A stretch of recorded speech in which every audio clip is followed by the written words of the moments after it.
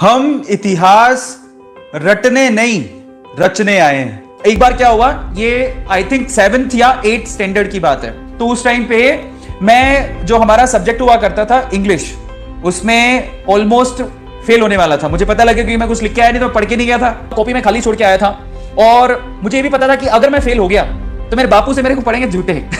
सो मैं अपने टीचर के पास गया, जो मेरे इंग्लिश के टीचर था, उनके पास गया। मैंने कहा सर, छोटा सा था मैं, गुरुजी प्लीज आप मुझे बचा लो, मेरे पापा मारेंगे, तो आप मुझे ना थोड़े बहुत नंबर देके पास कर दो अंग्रेजी में, ऐसे करके मैंने बोला गुरुजी को।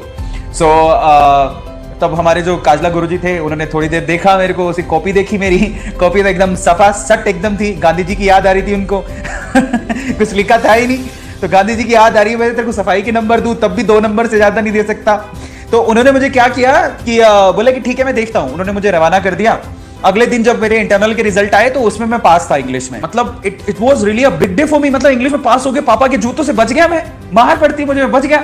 तो मैंने कहा यार नहीं यार, काजला सर ने मेरी बड़ी हेल्प की है, मेरे को उनके पास जाना चाहिए। तो मैं राजेश काजला सर के पास गया और मैंने काजला सर को बोला कि सर धन्यवाद। मैंने जब धन्यवाद बोला तो पूछते कि किस बात का धन्यवाद। उन्होंने पूछा मुझसे कि किस बात का धन्यवाद।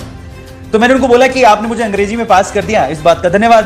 तो उन्होंने मुझे सीरियस होकर एक बात बोली, मेरे गुरुजी ने मुझे सीरियस होकर एक बात बोली। वो क्या कहते हैं, बेटा बड़े होके ध्यान रखना, राजेश काजला ने तुझे पास करके गलती नहीं की है, तुझे साबित करना है।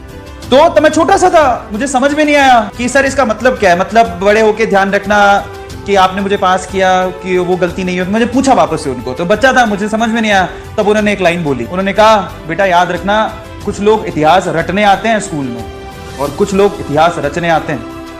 तू क्या करना चाहता है वो तू सोच ले। तू इस इतिहास रटना चाहता है या इतिहास रचना चाहता है? अब तो समझ गया होगा। और मैंने तब ठान लिया था कि मैं मेरे सर को कभी ना, मतलब ये फील नहीं होने दूंगा कि उन्होंने मुझे इंग्लिश में पास करके गलती की। और आज मैं यहाँ पर हूँ। और काजला सर, आज मैं आप लोगों को तहे दिल से, जितने भी गुरुजी जिन्होंने मुझे सपोर्ट किया, मैं हाथ जोड़ के, मेरे पे इतना बिलीव किया, मैं हाथ जोड़ के उनको शत शत नमन करता हूँ।